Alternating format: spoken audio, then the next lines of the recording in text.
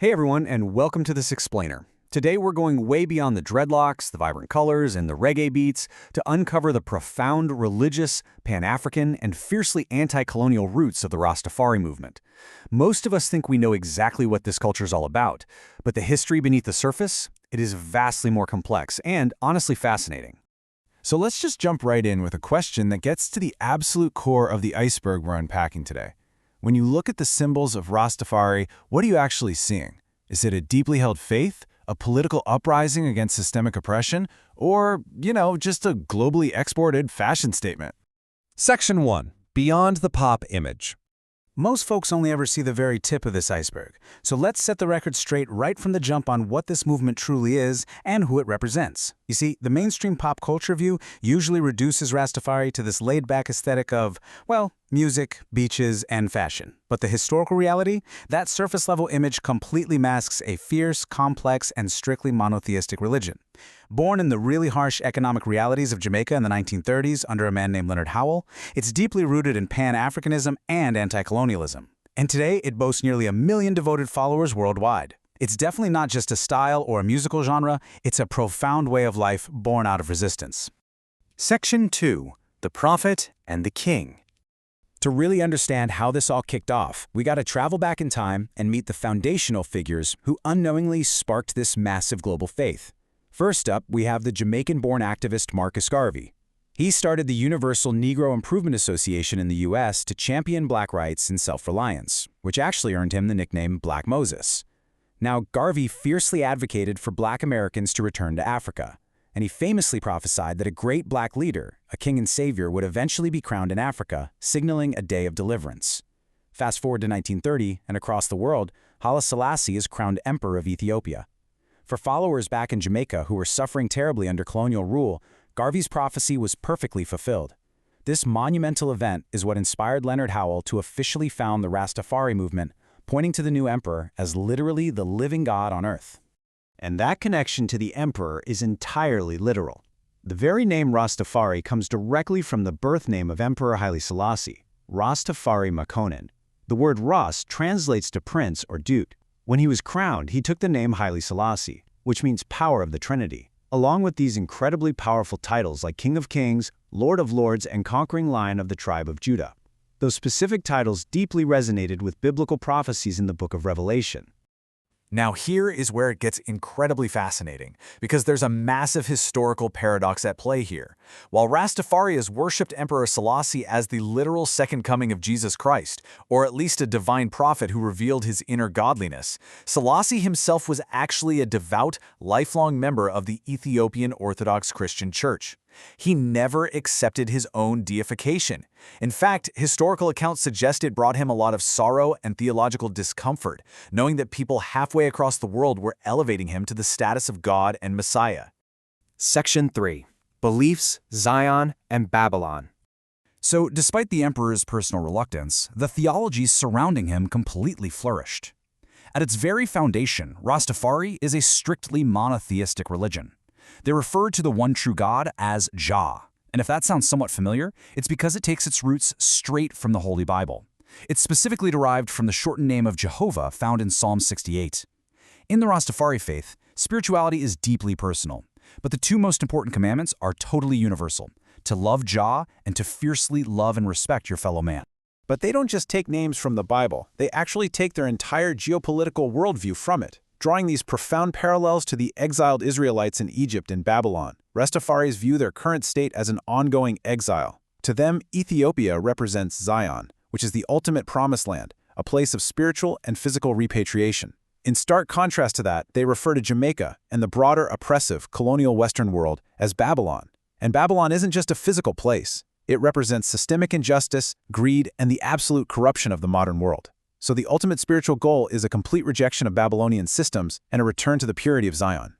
And because this religion operates without some strict top-down dogma or a single central leader, the movement is remarkably adaptable. There really is no single correct way to be Rasta. Because of this freedom, the faith naturally branched into several diverse groups. They call them mansions, with varying interpretations of the beliefs. The most prominent ones are the 12 tribes of Israel, who emphasize reading a chapter of the Bible every single day. The Bobo Dread, known for their strict adherence to Old Testament laws and wearing turbans. And the Nyabingi. They're the oldest mansion, deeply focused on drumming, chanting, and bringing about the eventual downfall of Babylon. Section 4. The Italian Lifestyle. So, how do these deep theological branches and anti-colonial beliefs actually look in everyday life for a follower? Well, the crucial point is that their lifestyle is strictly focused on natural purity. This is known as ital, which is a word derived from vital. It dictates a remarkably disciplined, earth-conscious way of living. For instance, Rastas generally do not consume alcohol or cigarettes, viewing them as toxic poisons of Babylon. And while they do use marijuana, they emphatically do not view it as a recreational drug. Instead, it's the holy herb, a deeply spiritual sacrament used during religious rituals to elevate consciousness and connect with Jah. Their diet is heavily inspired by Old Testament eating laws, so they focus on raw, unprocessed, vegetarian foods and absolutely, strictly forbid pork. Ultimately, they treat the human body as a sacred temple, even avoiding bodily modifications like tattoos. This dedication to bodily purity brings us to perhaps their most famous visual identifier, the dreadlock. Now, the famous dreadlocks hairstyle isn't a modern fashion statement or some pop culture trend at all. It's actually a strict, literal adherence to specific verses from the Old Testament. Verses like Leviticus 19:27 and 25 explicitly forbid cutting the hair on the sides of the head or clipping the edges of the beard.